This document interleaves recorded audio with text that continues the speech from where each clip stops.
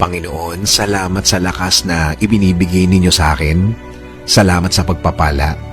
Salamat sa lagi kang nakahanda na ako'y tulungan palagi. Alam kong lagi kang nakasuporta sa akin. Kahit ang nasa harapan ko ngayon, ang mga nangyayari ngayon, ang mga problemang nasa buhay ko ngayon ay hindi ko maintindihan. Kahit na ang tingin ko sa sitwasyon ko ngayon ay napakagulo.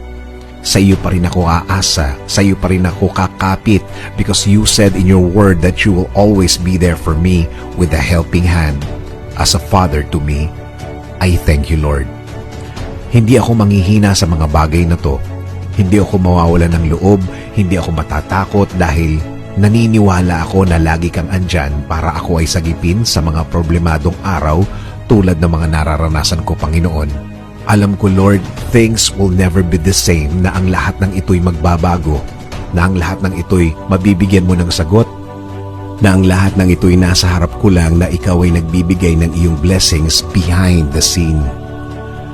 Dahil alam ko, Lord, na ako'y bahagi ng iyong plano para ako'y mapunta sa mabuti, plano para mas mapaganda ang kinalalagyan ko, plano para hindi ako masaktan, at plano na ikagaganda ng aking buhay, Panginoon.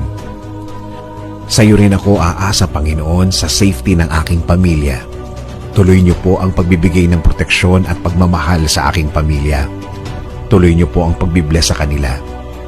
At ang aming bayan, Panginoon, huwag niyo rin pong pabayaan ang aming bansa. Kayo na po ang mag-alaga sa amin at sa lahat ng aming kababayan. Patuloy kaming kakapit sa inyong pangako, Panginoon, na ibibless niyo po kami at ang aming bayan. Maniniwala kami na ang lahat ng inyong pangako ay mangyayari sa aming mga buhay.